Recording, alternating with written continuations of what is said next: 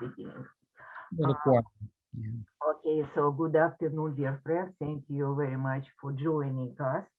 I'm Regina Hidekel, director of the Russian American Cultural Center, and I'm very thankful to Boris Dralyuk for his introduction of new voices to our literary program. It was a pleasure to collaborate with Boris on this very special event. And I just want to say a few words. I was really fascinated by his selection of authors and defined this topic for myself as a cultural nostalgia. This is like emotional, intellectual atmosphere of this topic. The five poets who are also artists, musicians, and engineers united by becoming Russophone Angelenos are the keepers of a high standards of culture, which they were born and follow to the rest of their life. They took Silver Age and Russian avant-garde with them into exile and to their difficult lives between two world wars, including military captivity, immigration, and so on and so on. But it helped them to survive.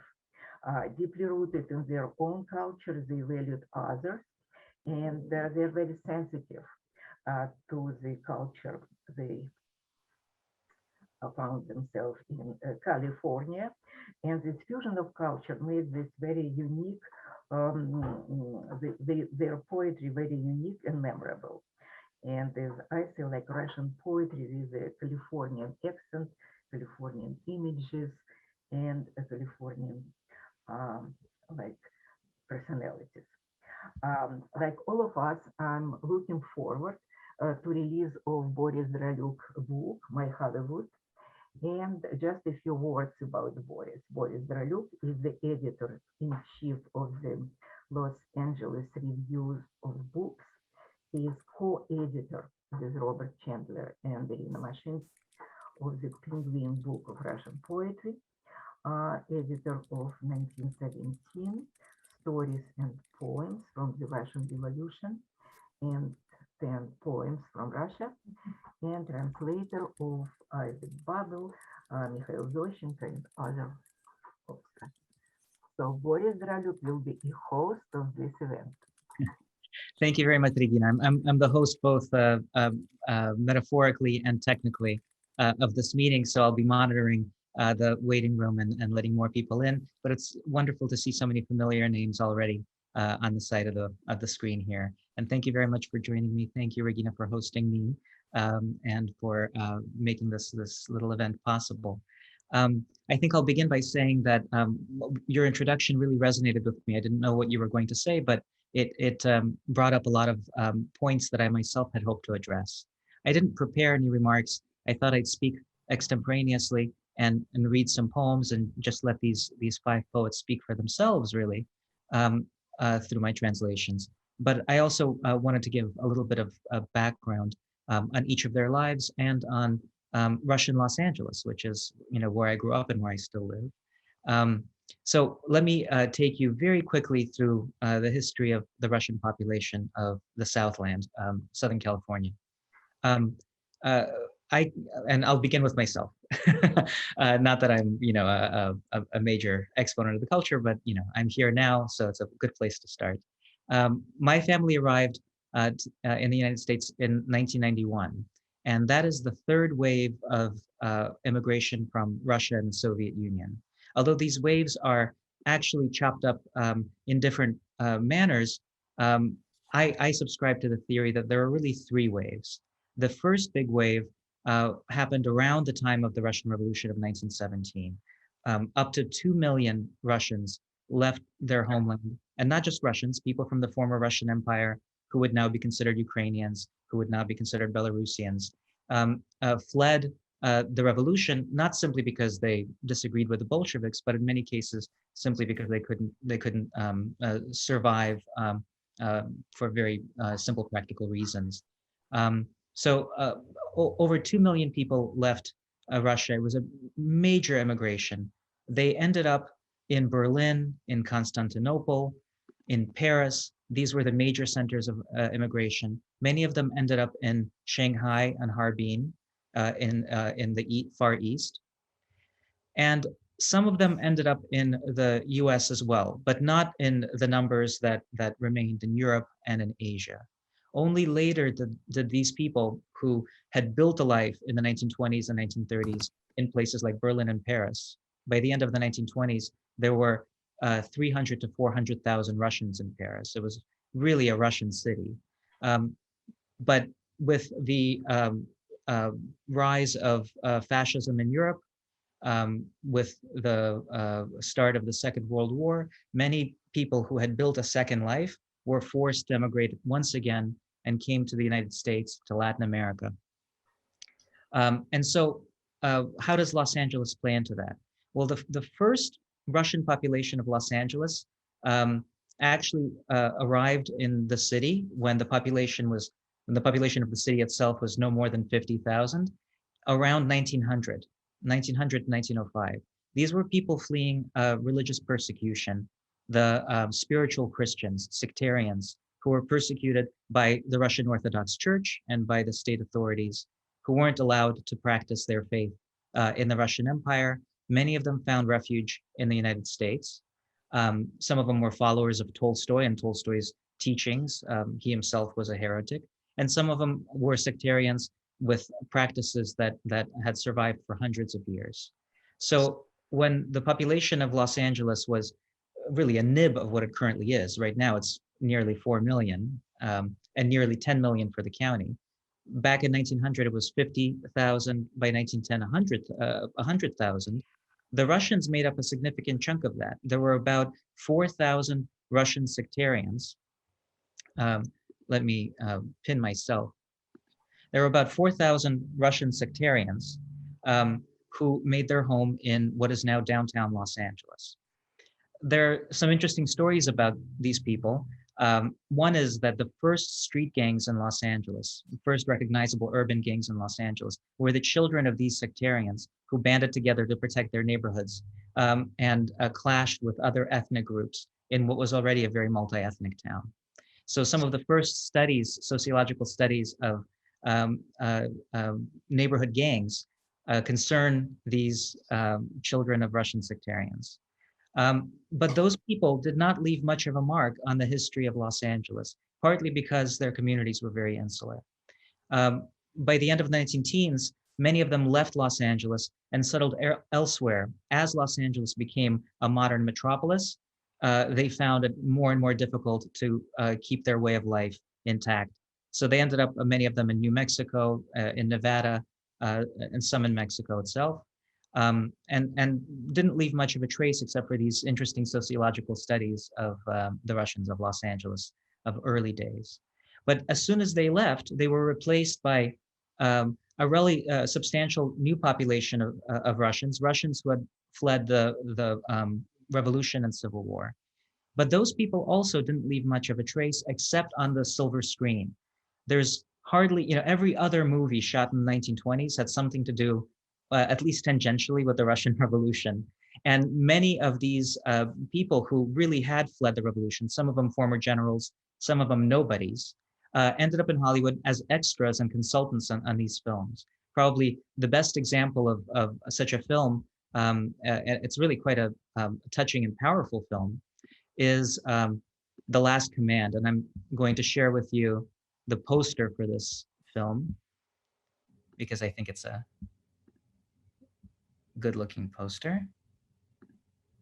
This is Emil Jannings in The Last Command, a film by Joseph von Sternberg. Sternberg himself, of course, an émigré, but from a different part of Europe. And it begins with this very powerful scene of extras storming the gate of Paramount Studios, one of those iconic moments in cinema, storming the gate in the hope of getting one job or another for the day. Or this is already getting, this is the late 1920s, but not quite the Depression era. Things would become even more bleak in the Depression era for these people. They made ends meet any way they could, these Russians who were scraping together a living in Los Angeles in the 20s and 30s. They too were the subject of one of the first sociological studies published by USC. So people were paying close attention to these Russians. They were writing about them. But as an emigre myself in the 1990s, learning English, but also like most Russians, very logocentric and obsessed with writing of every kind. For me, a city doesn't exist and a community doesn't exist unless it writes about itself in some way. And so as soon as I became interested in Russian poetry, I began to ask myself whether there was any poetic trace of my predecessors in Los Angeles, of fellow emigres who had found themselves in LA. And I could find hardly a thing, unfortunately. There really wasn't that much. Part of it is that, as I say, the Russian population of Paris was nearly 300,000. Berlin was not far behind. Los Angeles, even at its height before the Second World War, the Russian population was in the thousands. There weren't that many people here. And many of them were artists of a different stripe. They became everything from actors. Some of them had been actors in the old country. They became directors. They became costume designers. They were involved in Hollywood. There wasn't that much poetry being produced, at least not for publication. And besides, where would this material be published? There were no venues for publication.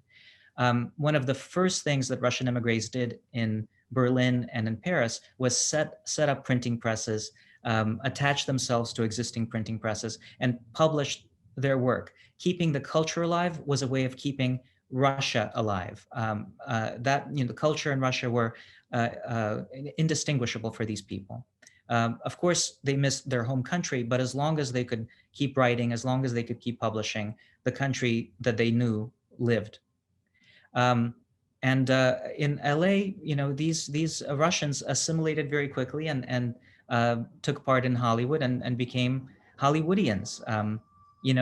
It's sometimes hard to recognize their traces because they hid themselves so well. Earlier today, I shared an Oscar-winning song on Twitter, the Ballad of High Noon, which is the theme song for one of my favorite Westerns, Gary Cooper and all that. I love Gary Cooper.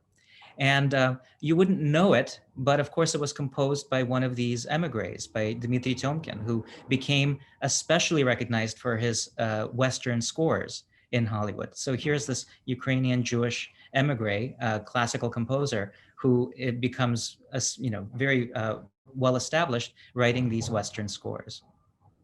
So they hid themselves, they blended in. One of the great directors of the 1930s is Louis Milestone. Well, his real name was Milstein. Milstein was a Russian speaker all his life from what is now Moldova. And he continued to read in Russian. He continued to write in Russian. He continued to sponsor Russian emigres. But in Hollywood, he was Milestone. He wasn't Milstein. I can say more about that a little bit later, but I thought I'd get to the poems. So let me skip to the next generation of emigres. The first emigres that began to make a literary mark in Los Angeles came after the Second World War, at the time of the Second World War. These were people who had already established a culture abroad in Europe and sometimes in Asia, who were forced to emigrate once again because of political turmoil. And here they began they continued their literary practices, which were already shaped by life abroad. The themes of exile were already very evident in their work. And they built little communities, little groups, poetic associations, and found ways to publish their work. So most of the material that I was able to find, actual physical material, physical publications, were produced after the Second World War. I'll show you one very touching example, and you can see the quality of these publications. This is a book by a poet named Zindona Shlain Fisher, and this, you can see that this is, these are X's and a typewriter. This is a typescript, really, that's just been bound. It's a very moving collection. The poems, I hate to say it, are not very good, but love that went into this, preserving a woman's writing from the 19 teens into the this was published in in the 60s, and 70s is very touching. So there were Russian poets here. They did do their work, but the recognition that the poets of Paris and Berlin met with did not meet these poets until I came along and started looking for them and trying to make translations that would introduce their work one by one poem by poem to a new audience. So now I'll transition to these poets and tell you a little bit about their lives. And some of the things I've already said about the waves of immigration, I'll keep referring to it because these poets took very circuitous routes to come to where they were here in LA. And by the way, if any of you wants to turn on the microphone and ask a question while I'm speaking, I know I sometimes speak very quickly, please do. I would rather this be a participatory session than just me rambling. So the first thing I'll do is I'll share my screen.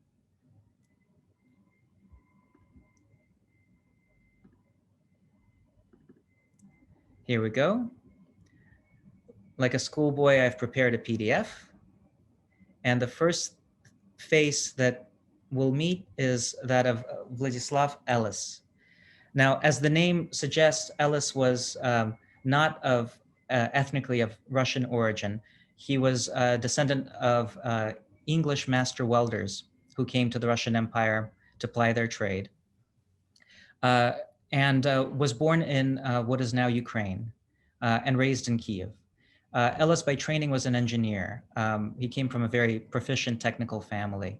In the 1930s, his brother and his father were both arrested and, as we say in Soviet studies, repressed, which means executed. And just a few years later, he found himself in the Red Army fighting against the Germans. He was taken prisoner, as so many Russian soldiers were. And being taken prisoner by the Germans was a kind of double death sentence.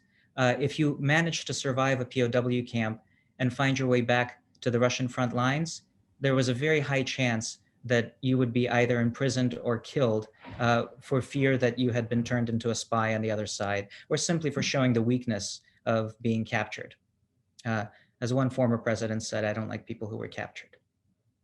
So the fate that awaited Ellis was a pretty dire one. And remember what his experiences at home were. When I look at this face, I see a man conditioned by that history. This portrait was done by his friend in a DP camp, in a displaced persons camp, in the late 1940s, mid 1940s. Because he was an engineer, he was able to survive the war and went to work for the Germans, constructing as an engineer the German railway, the state railway.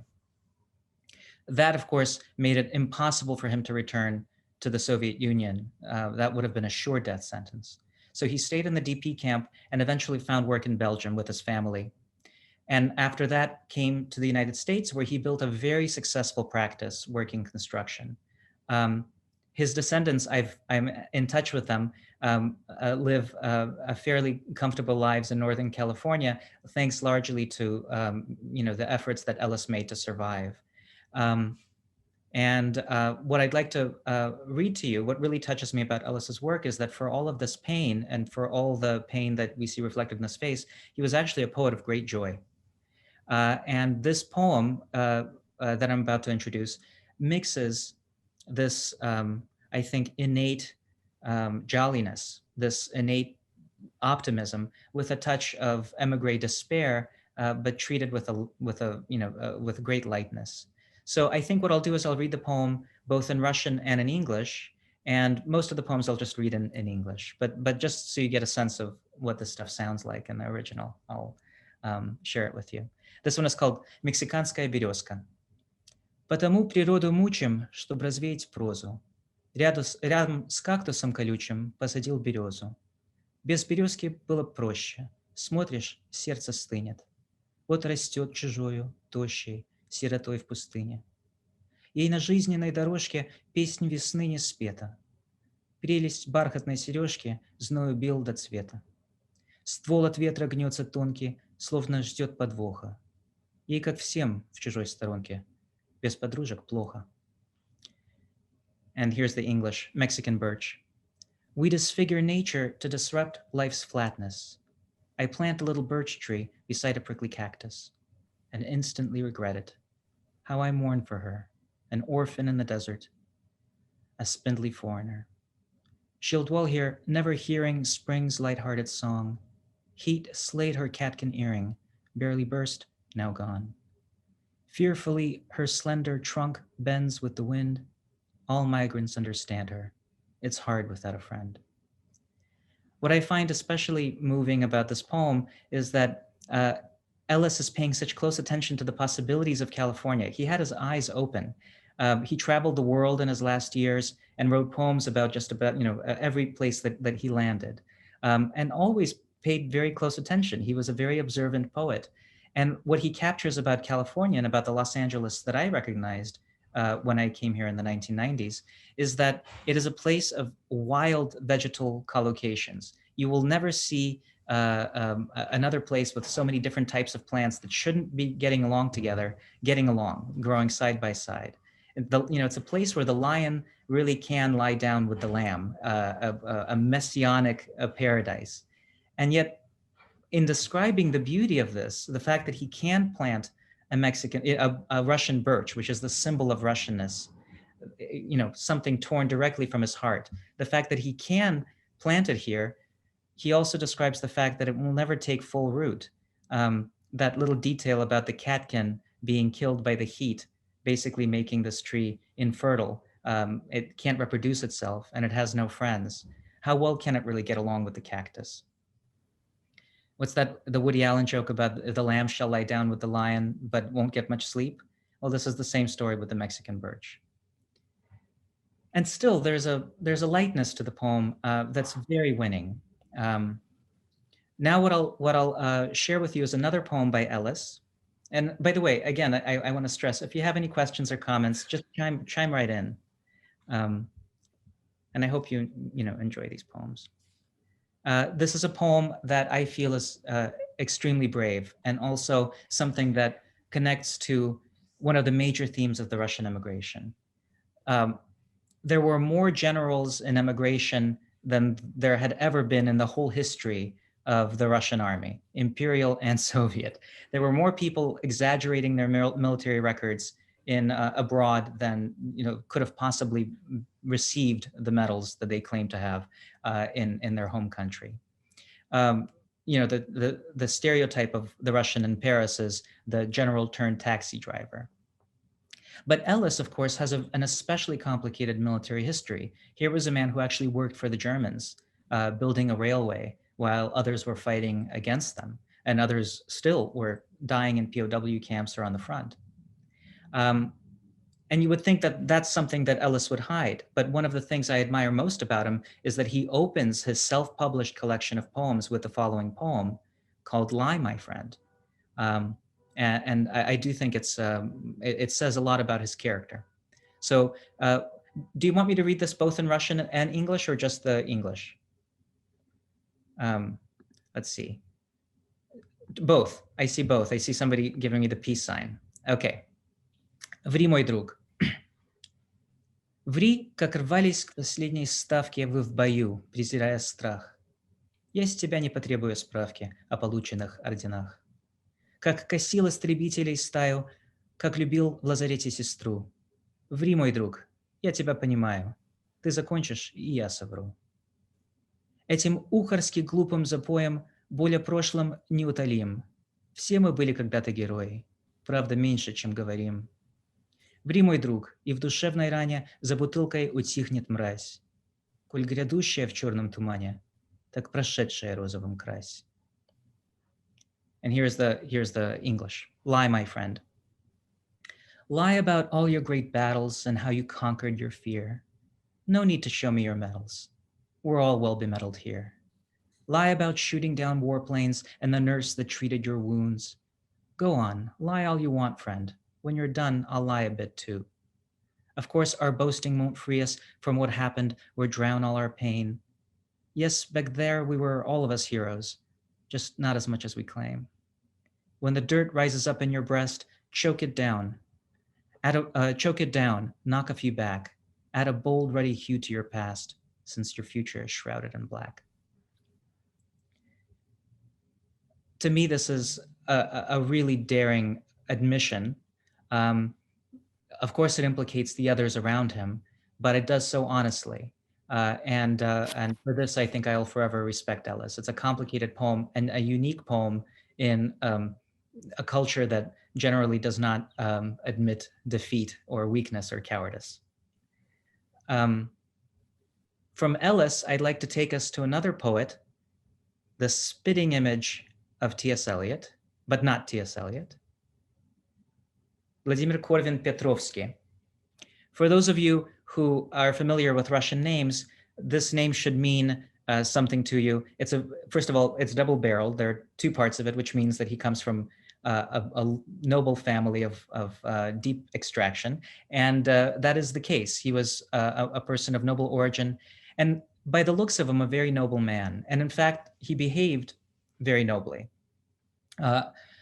Unlike Ellis, I'll begin at the start. Both he and Ellis were born in what is now Ukraine and raised there. Corvin Pietrowski was a soldier in the Imperial Army and fought against the Bolsheviks during the Civil War. There he was captured, nearly executed, and managed to escape. He escaped and ran to Berlin. In Berlin, almost immediately, like most émigrés of his generation of cultured background, he fell in with poets and writers. He became a member of the Poets Club, which also included real luminaries of Russian culture. He was a friend of Nabokov's. He was a friend of Tsvetaeva's. He was a part of the wide circle of Russian writers building their lives abroad. Eventually, he came to Paris, as many people who had been based in Berlin with the rise of Hitler made their way to Paris. In Paris, he continued his literary activity, but also during the Second World War, he stayed behind. He participated in the French resistance. Once again, he was captured by the Gestapo, once again imprisoned, once again survived rather mysteriously. Why he wasn't killed is a big question. Probably just the end of the war. And in the late 40s and 50s, he again rebuilt his life in Paris. And it was only in 1961 that he emigrated to the United States. By that time, he was an elderly man who had lived, as you can imagine, a very hard life. His poems written in California, there are quite a lot of them, unlike Ellis's, are not paying very close attention to the surroundings. Most of the poems don't really reflect the natural landscape of Los Angeles. He lived in a fairly good neighborhood in Los Feliz, in a fairly nice house. But from reading his poems, most of them take place in this house. You would think that it was a shack in the wilderness. You know, it has an almost Lovecraftian somberness to it. In fact, in one poem, I remember, there are the branches of a tree are beating against a dark window pane in the rain, like the tentacles of Cthulhu. It's really quite bleak. Because by that time, everything was shutting down around him. He was obsessed with death, obsessed with this legacy that he would never have. And the poems reflect those obsessions. They're very sad to read. They're very beautiful. Most of them translate well because they are so cosseted, so cloistered. But one poem I found, which I feel does hold up very well, has him doing one thing that he loves, which is going fishing. So I'm going to read this poem about Corvin Pietrowski going fishing. Russian and English, or just English? What do you think? I don't read any language so good, so... Okay, I'll do both. Мы едем на рыбную ловлю с утра. Гудит перегретый мотор. В пустыне слоями всплывает жара. Подножью отчетливых гор. Песчаная глушь, ни зверей, ни людей, но весело в небо смотреть, На родине храбрых индейских вождей не страшно от стрел умереть. Орлиное сердце зарыто в песке, вздыхает безводная степь. Шофер указал уже нам вдалеке деревья в зеленую цепь. Гора за горой, Колорадо-река, влечет глубиной голубой. Россия, Россия, ты так далека, что мне не расстаться с тобой. And now the English. We're going fishing, early morning, the overheated engine whines. Quivering layers of desert air float off toward the hills beyond. A sandy wasteland, lifeless, bare, but it's a joy to watch the sky. Where fearless native chiefs once roamed, death strikes no fear, let arrows fly. An eagle's heart lies in the dunes, mourned by the desiccated steppe. Our driver points, a chain of trees all green already looms ahead. Ridge after ridge, the Colorado lures with its unseen depths of blue. Oh, Russia, you're so far away now that I can never part with you. For me, what really elevates this poem is that paradox at the end. The farther he is from Russia, in fact, the more he is enjoying himself abroad, the closer the bond is. So at this very moment when he's able to really escape and see something new and do something fun, really, he feels the poignancy of his bond to this homeland that he hasn't seen for decades all the more keenly. That is a really nice touch. Another nice touch is that, and this is a man who has every reason to be proud of having fought on the right side in his own mind of two conflicts. And so this eagle's heart that lies in the dunes, I almost imagine that it's his heart, his anonymous heart that he sees lying in the dunes, buried here, brave but unknown. Now I'll read a poem of his that I think is especially moving, in which he imagines the return of a hero's coffin to the homeland from the harbor of Los Angeles. Exile's return. To perform a final honor, a sleek cruiser from Kronstadt sails into the silent harbor slowly like a juggernaut. Ready for its distant journey, taking leave of foreign lands, comes a lightweight coffin swaying through a sea of lowered heads. Were we right or wrong? No matter, flags at half-mast on the stern, with its scrap of Russian glory in the hold, the vessel turns. Such great heights, such depths below. Joyful foam sprays everywhere, and a farewell siren bellows lonely in the azure air. All those stars and all those countries, the return he had long sought. A thick northern fog engorges the thin-throated Kattegat. As it nears the Gulf of Finland through the Baltic, drizzly, dull, waves, serene yet unrelenting, beat against the cruiser's hull. In the brief glare from the lighthouse, they rise up and pass away, clouds and islands, blots of smoke, a barren cay. There's so much here that moved me when I first read it. The exactness of the route that he imagines this body taking, how he takes us step by step to the homeland, and what we find when we get there is a barren wharf. What we find is just blots of smoke and little islands.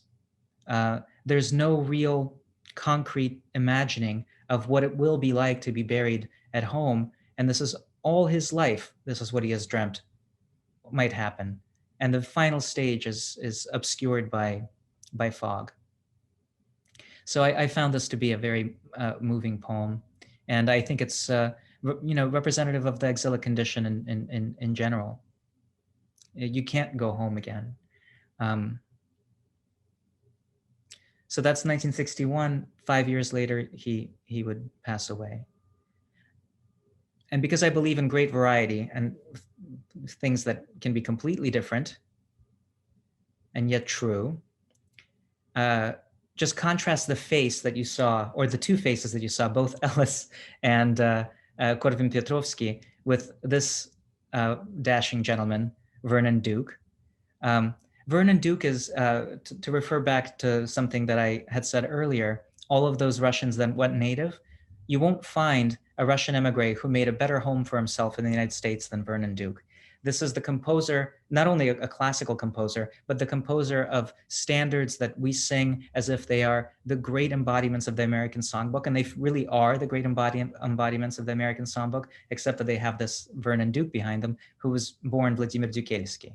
I'm talking about Autumn in New York, April in Paris, Gershwin's fantastic lyrics to I Can't Get Started.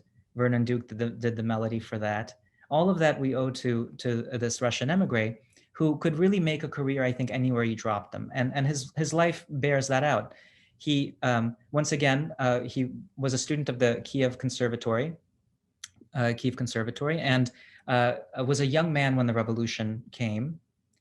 He and his family emigrated to the nearest destination from the Black Sea, which was Constantinople. And in Constantinople, the first thing he did was found, and this is, a man of 16, 17, he founded a poets guild, of course, because what else are you going to do when you're, cast adrift?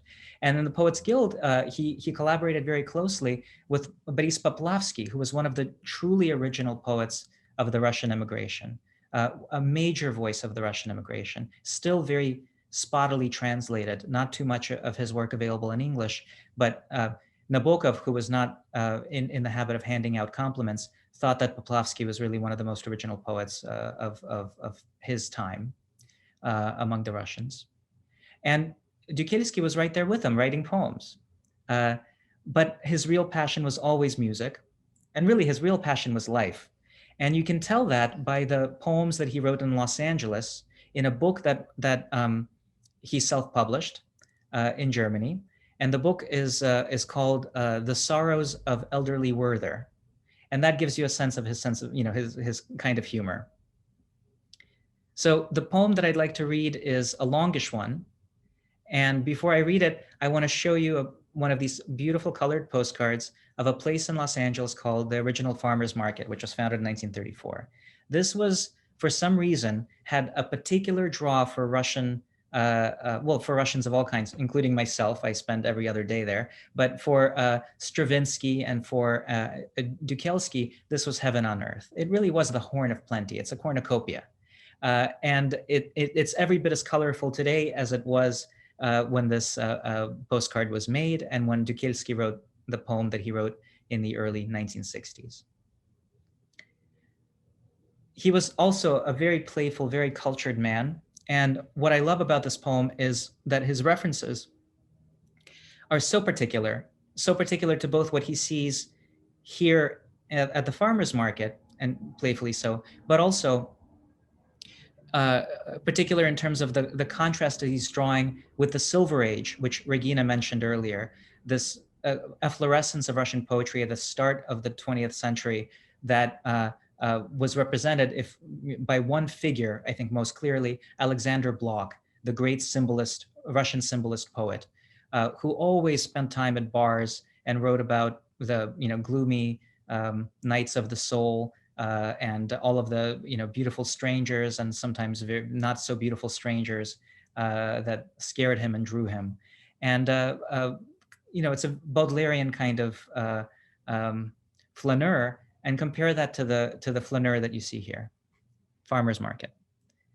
Plump little clouds like rolls of bread lie on the sky's blue tablecloth. The sun is orange marmalade, scooped generously from the jar. Breakfast is ready, it would seem, but we will never reach that high. Besides, our time has not yet come. We're plenty happy where we are. Just show us to the farmer's market, that citadel of gluttony. Lavish abode, fit for Lucullus, where fruits and vegetables and flowers arch like a rainbow over earth and dazzle countless looky-loos. The meat upon a nearby tray is ruddy with ferocious health.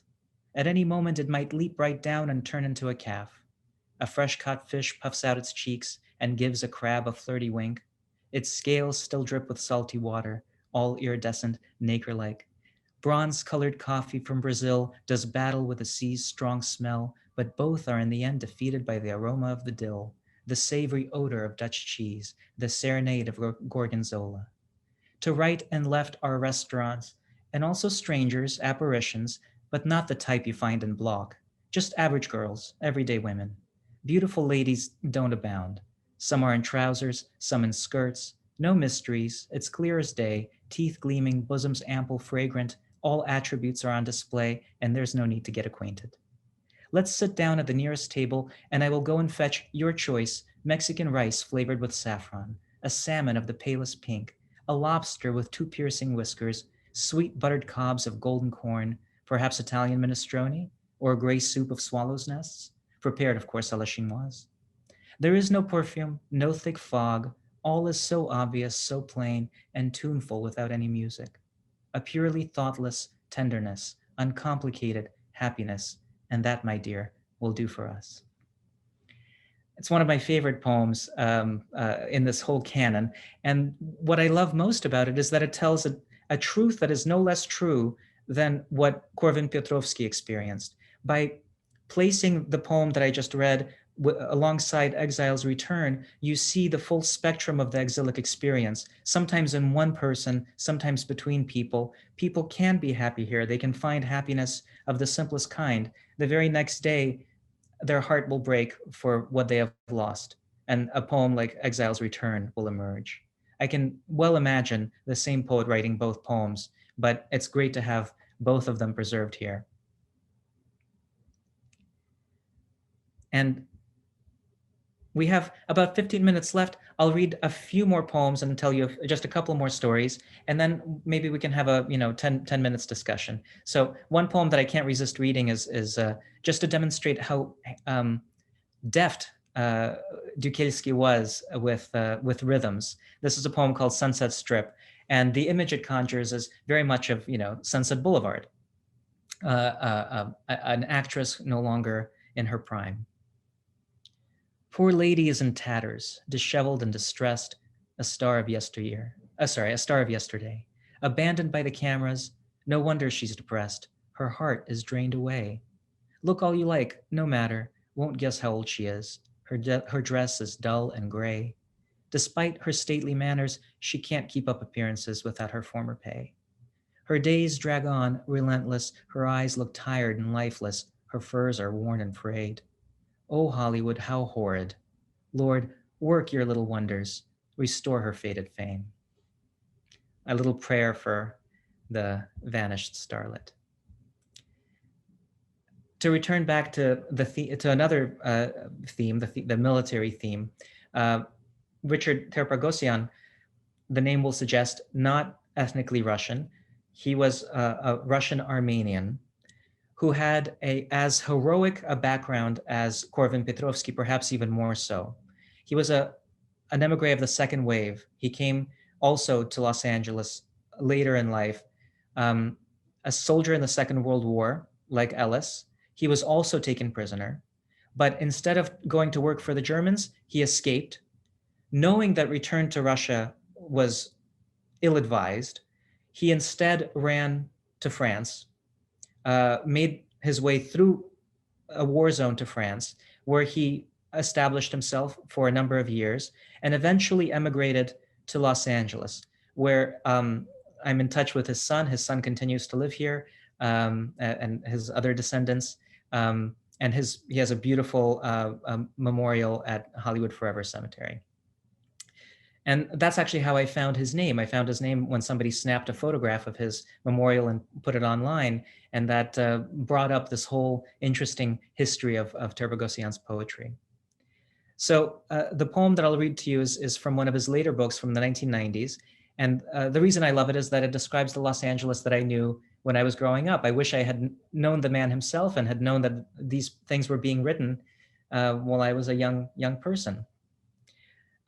And it's a little poem about Hollywood.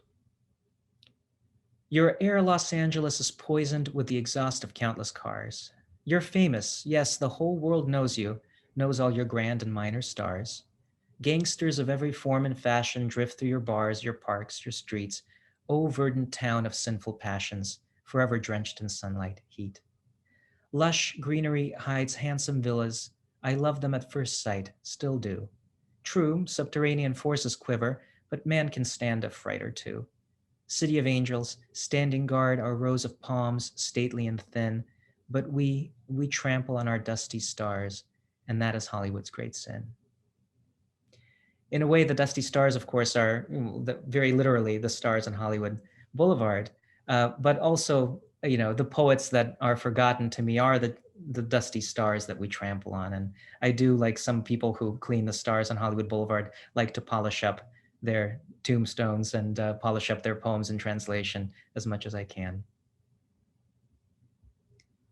And the last poet, also Armenian, and for those of you who don't know this, the Armenian population of Los Angeles is really substantial, mostly in Glendale, but also in other parts of LA. It's one of the largest populations of Armenians outside Armenia. And I think that's very important for a number of reasons. One is that some half of these Armenians are Eastern Armenians, people who emigrated from the Soviet Union. And so culturally, they feel an affiliation with other émigrés from the Soviet Union, perhaps in some cases even more so than with the Western Armenians who have been in exile longer since the genocide. So Peter Vegin is half Armenian, half Russian, a poet who in the 1960s made a big splash in the thaw era poetry scene. He was a close collaborator with some well-known names, Andrei Voznesensky among them, and a kind of a fixture in the Moscow poetry scene. He emigrated in the late 1980s, around the time that my family emigrated, and ended up in Los Angeles eventually. In fact, not only in Los Angeles, but because I'm an inveterate snoop and sleuth, I found the addresses in which he lived, which are now public record, and they're clustered all around the house where I grew up. So as I was walking the streets in the 1990s, this poet was writing poems, in that apartment building, this apartment building, all around me. And so my connection to this legacy feels very fresh and very raw. And one of the most beautiful poems that I was able to find of his about Los Angeles addresses what I recognize so well, which are the little shops that line Santa Monica Boulevard, which is one of the centers of the Russian emigre community, and all of the smells and sights, the aromas that leap at you as you walk down the street from their open doors. And he sees Armenians in Hollywood. He says, Armenians unhurriedly walk through the streets of Hollywood, bearing lavash, hinkali, greens, all that they'd grown accustomed to, where Ararat blocks half the sky, where Ararat fills up your soul so that you never can escape, even halfway around the world. True love for women or for mountains is all the same, a sacred poison. No matter what, there's no deliverance. Go on then, live, try to remember. And if your memory should fail you, your loved one will still find you, always. This morning, I awoke in Hollywood to springtime, hummingbirds, magnolias, and from my balcony I spotted my dear Armenians, unhurried, while in the sky above, what's that? The great, the holy Ararat. So much like the birch with which we started this, here's the symbol of Armenia, the mountain Ararat, that looms so large in his imagination that he sees it transposed onto the Hollywood hills behind him. And I can imagine exactly the balcony where he's standing, not very different from the balcony that we have here, and picture the scene with crystal clarity. So that's the last of the translated poems that I'd planned to read. I would love, if any of you have questions or comments, I would love to address them. I'm sure I've left a lot out. So, please feel free to ask. And I actually see that there is a chat afoot. Okay, I see a lot of both. The first question is, Boris, this is from Lisa. Boris, can you comment about your metrical choices in the English? Thank you very much for asking that, Lisa, and for joining us. My metrical choices in English are echoes of the originals. So I hope that even those of you who don't have the Russian, when I was reading it clumsily, would recognize similarities between some of the metrical patterns that I hope are a little more evident in English, and those that exist in the Russian, that are very crisp and very evident in the Russian. The approach I usually take is, I never sacrifice readability for meter. I never force a line of poetry to rhyme if it refuses to rhyme. I'd rather find the right rhyme than get the rhyme and jam a bunch of words together so that the rhyme is in the right position. And that comes with practice. But I feel it is important, at least for me, to feel that I've done a decent job with these translations, which rely so heavily on music and a variety of musics. I feel it's very important for me to bring some echo of that across, if not an exact echo. Something that's honest to the Anglophone tradition. I tend to read English poetry that does metrical things too, that one can scan, but that also contains that ghost of meter from the original. And luckily, the Russian metrical system and the English metrical system are nearly identical. There are, of course, differences, but they're nearly identical.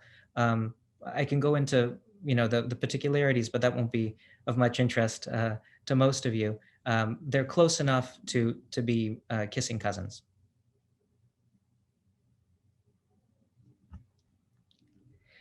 Oh, yes. So I have a question here from Sophia. Thank you very much for joining us. Can you speak a bit about your forthcoming collection of poems? Will these poems you've translated be included? Yes, all the poems that I've read, this is the selection that I've included in my upcoming book, which Paul Dry Books will publish in April of 2022. It's called My Hollywood and Other Poems. I promised to read a couple poems from that. I can't do so. Okay. Oh, thank you. I can't do so. So I can read at least one poem from that collection, which in many ways I feel the poems that I've written over the past several years about Los Angeles are in conversation with these translations, often spurred directly by these translations. I'll see Vernon Duke addressing a theme that's important to me, and I'll be inspired to address it in my own way. Frequently, Ellis pushes me especially because he's such a close observer of the landscape. He pushes me especially to notice things that I would otherwise miss. Vegin's poem about those shops was very important to me too in my development. So the existence of these Russian poems, my attempts to bring them into English, for better and for worse, largely for the latter, have produced some English originals.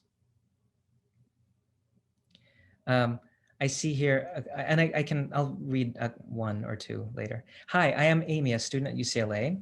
How do you go about finding the descendants of these poets? Oh, that's a great question. So half the fun of the job is trying to find these descendants. You won't believe it, but when you look at the dates of Vernon Duke's life, it's a man born in 1903. His widow is still alive and still very much an important member of the opera community on the West Coast. Great supporter of opera, former singer, Kay Ingalls. I found her phone number through public records. Her vision is too poor to correspond by email, so there was no chance of my writing her an email, although I did find eventually an email. But I found her number and I just gave her a call one morning. We ended up talking for 3 hours. She told me all of the stories that I could ever want to hear about Vernon Duke and her, and that their attempts, for instance, to rescue this collection of poems that he published, he had it printed in Germany. They made the trip to Germany, and she told me the harrowing experience of being driven by a total stranger to this warehouse in the middle of nowhere to pick up these flimsy little books, which she still has in her house in Santa Fe. And she says he kept trying to speak to us, but all I saw was the big scar on the back of his neck. And you can just imagine this amazing experience of Vernon Duke and his young wife staring at the big scar on the back of the driver's neck as they go to fetch these poems about Los Angeles in Germany. So that's been a great deal of fun. And, you know, the internet has been my friend in that. I'm pretty tireless when it comes to finding contacts. I'll go to the ends of the earth. The one contact I wasn't able to find is of Peter Vegin's daughter. He immigrated here with his daughter, but his daughter, unfortunately, had many serious health problems. And after her father's death, she, I think, made it clear that she didn't want to be found. She's my age exactly, which makes it very sad for me that I wasn't able to connect with her. And Vegin's death is also a very sad one. He, you know, in some sources, people list a fire that destroyed his. He was also a visual artist, and people list a fire that destroyed many of his canvases. That's true. But it wasn't the fire that killed him. He died of cirrhosis, unfortunately, and at a very young age. And so life for him in Hollywood was not an easy one. I'm just glad he got to see a few hummingbirds and magnolias. Oh, has any of the poets you mentioned ever written the poetical manifesto? Was there any official proclamation of their intentions within art and poetry? That's a great question from Polina, the Slavic department at UCLA, I imagine. None of them wrote a manifesto, but Ellis was a member of the longest running poetic organization in Los Angeles for Russian poets, which no longer exists really, although there are some surviving members. It was named after the initials of their surnames, Goshe, and the E was Ellis at the end. And it was headquartered at the Russian Orthodox Church in Silver Lake, which is an amazing place to visit. And I really owe a lot of gratitude to the Russian Orthodox Church, because members of the church are actively preserving the presence of Russian Los Angeles in a small museum they're building on the premises. And that was where the group met. But I don't think that any of them wrote manifestos that I know of. I'll keep looking, of course. You know, there were many publications that are preserved that chronicled events in the community. So I'll keep looking. And one of your colleagues at UCLA, former product of UCLA, Sasha Razor, also will continue to look for that. She's helping quite a lot with that research. Any other questions or comments?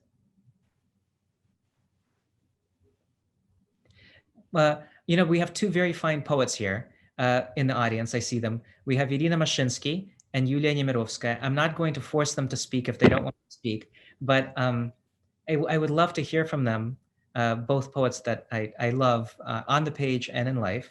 And I would love for them to maybe say a few words, if they can, if they're willing, about how these poems strike them as examples of émigré writing, as examples of writing about life in the United States, whether they have any associations at all with them. Irina, what do you think? I can only say that I wait for each Sunday, wait for Boris's beautiful blog posts. Many of those have these poems. So it's already a mini anthology of émigré poetry, specifically in Southern California. It's just in the making. So I was very fortunate to be witnessing it as it unraveled. It was clear already at some point that it was becoming a book. And I'm very happy and look forward. I don't think I can have any comments after this amazing presentation. As you know, as usual, Bora is it's fascinating. But I can only say that my colleagues, our collaborators, Robert Chandler and Maria and I, were so fortunate to witness that. And we are waiting, we're all waiting for each Sunday, as you know, as I can compare it to the waiting of the Soviet public in the 70s, waiting for the Stirlitz episode. Yeah, I'm glad you said, I'm glad, that's much closer to the truth than waiting for Bulgakov or something like that. No, I'm not talking to the substance and the fabric, and but rather the suspense and the wow effect of it all. Thank you so much, Bori. You're brilliant as always. Oh, thank you, Dina. Thank you very much. Yeah, I know that émigré poetry is very meaningful to me. The whole body of Russian émigré poetry is very meaningful to me. But finding these things that are close to home, that connect with the very sidewalk that I walk, 5 or 6 times a day, is especially meaningful. And I think for Russian culture, unless something is preserved in literature, I come from Odessa, which makes up for everything it lacks in class and general decency and cleanliness, with a great body of literature. So whenever I go anywhere, the first thing I look for is a body of literature that makes the place a place, that sanctifies it. And I think these poems do that for Los Angeles in their humble way, from the Russian perspective. I wanted to thank you, Boria. This was excellent and wonderful. And I'm thankful for Boria, for Boris. And of course, I wanted to comment, as I did in the chats, about the reading. I think the term clumsy is very inappropriate because it was the reading that mesmerized me, actually. I think that the prosody of each poem is so visible when you read in Russian, in your excellent Russian, which is native Russian, actually. And then it is followed by the translation, which is really kind of reveals it. And this is what I love about Boris translations. It's the music that is repeated in the translation. It's recreated magically. So thank you for that. That means so much to me, both from Medina and from Yulia, because these are two poets who have the finest ears working today. I mean, in any language. And I look forward to each of their new productions as eagerly as they waited for Stierlitz too. So I really do learn so much about the richness, the rhythmic possibilities within metrical frameworks from reading these masters in Russian. You of course you can learn all of this in any language from metrical masters, but rhythm is so very important, and its mysterious bond with meaning, and that's really what makes a poem sing. And I've learned so much of that from reading Irina and Yulia. I have here, when researching the lives of this is a question from UCLA. When researching the lives of the poets and speaking with the relatives of the poets, do you use the information about their past to influence the tone in their poems in your translations? Do you try to translate the poems in perhaps a way the poet may have translated himself? A question from Justin. That's a really excellent question. In general, when translating, I find that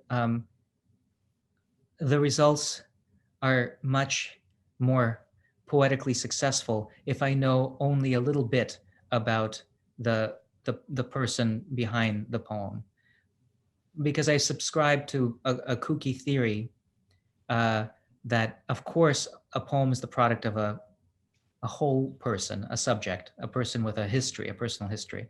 But in the moment that the poem is being written, there is a kind of third entity, a kind of recension of the person, an idealized version of the poet who's writing this poem. And it may not be the poet who wrote the other poems this person wrote. It's genetically linked to that other poet, but it's a different entity, a different subjectivity.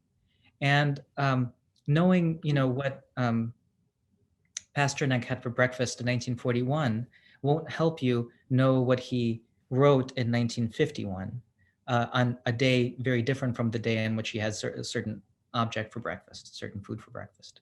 So for me, having a bare contour is more helpful than really diving into the life of the poet.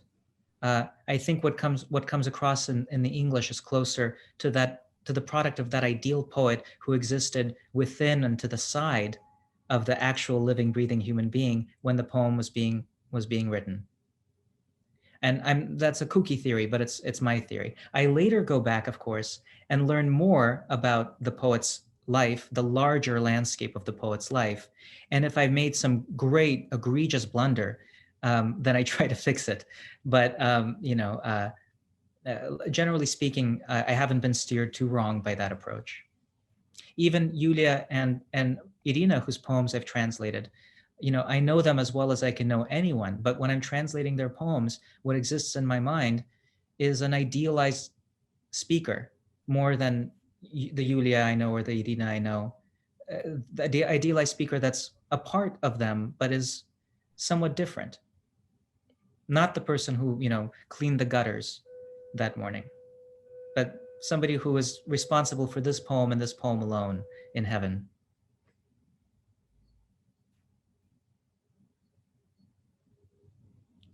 Any other questions? Would you like to hear a poem that kind of grew out of, oh, thank you. Thank you. Would you like to hear a poem that grew out of these translations pretty directly? Okay, this is one poem. I won't bore you with more. It's called Bargain Circus, and let me explain.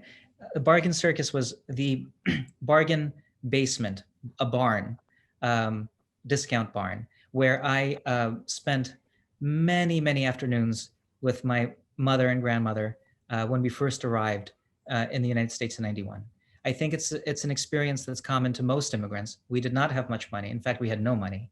And here was a place where you could buy anything you can imagine.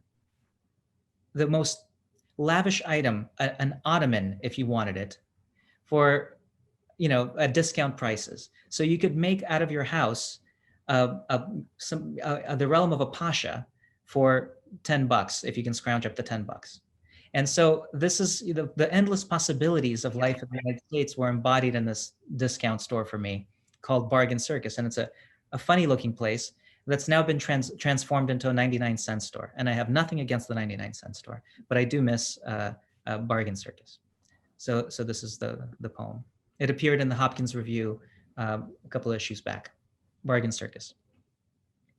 Clown prince of bargain shops, those penny Annie Xanadu's that take up half a block, was the La Brea Circus. Huge barn chock full of overstock, a poor man's horn of plenty. Where we, though broke as sparrows, like canaries flitted about, whistled with disbelief at deals, no, steals that would abash a thief, big pens for nickels, dollar dictionaries. I wore my Webster's out, clumsily wooing the tongue in which I sing this dime store's praise. But they're worn too, my memories of those days, like VHS tapes after years of viewing and spooling backwards to the sweetest spot. Oh yes, that was another thing we bought, a plastic sports car VHS rewinder. So obsolete, so perfectly designed for its vanished purpose, like a streamlined hearse, inexorably heading in reverse. So that's my homage to the Bargain Circus. And to memory, and to VHS tapes, which I miss very much. Well, I think we're just about done. Yeah, I think is this the right time, Regina, or do we still have more time? What's the? Thank you, Lisa. Thank you very much.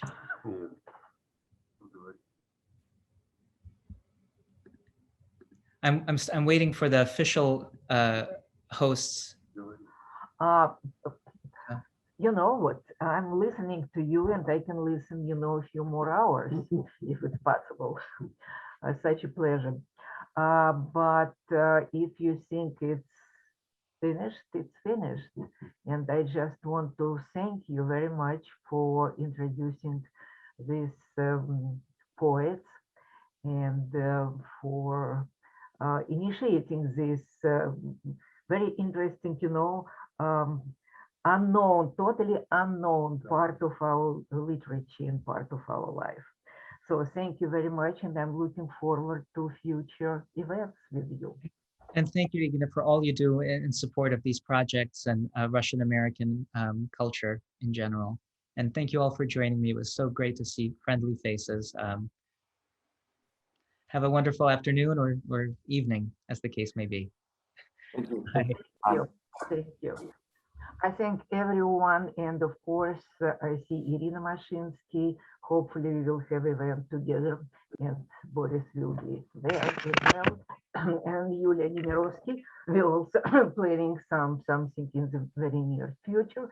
So I love you, boys, guys, and thank you very much, and hope to see you soon. Thank you. Thank you so much, Boris. It was wonderful to have you virtually here at UCLA. Well, thank you so much. I feel right at home. Thank you. We have a combination of flagship and graduate students here, and it's just really been nice to hear you. Inspiring. I'm so glad. I'm so glad. I do feel like I would be there with you if I could be. Thank you. Thank you. Bye. Юлечка, огромное спасибо.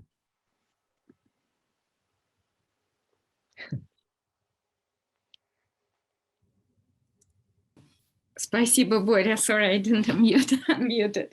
This was wonderful, and I can't wait to see the book. It's also the reading was really mesmerizing, and I didn't know some of the poems, and it was like a shock to find out how many voices there were. That's how I felt. Every time I discovered one, it was as if, you know, the room was getting more and more crowded with these ghosts. It's remarkable. So many people waiting. Yes, yes. I wanted to say it's like they want to enter Zoom, like I wanted this morning, and they're asking and knocking on your door.